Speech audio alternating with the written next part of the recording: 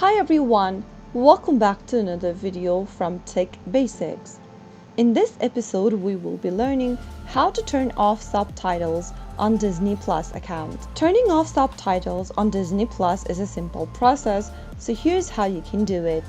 First of all, open a web browser and type in disneyplus.com in the URL box to reach out to the main homepage for Disney Plus. Once you get to the main homepage for Disney Plus, go ahead and start playing a movie or a series you want to watch. For example, I'm just gonna click on this series over here. Now once you start playing the movie or the series, go to the upper right hand corner and click on the settings button. From the subtitles option, click on off. Once you've done that, you can get back by clicking on close icon at the top left and start playing your movie or your series. The change would take effect immediately and you can enjoy your content without subtitle.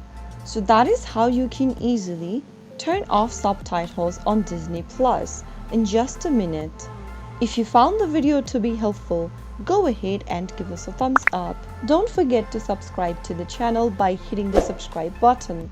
Press the bell icon so that you'll never miss another upcoming upload from us.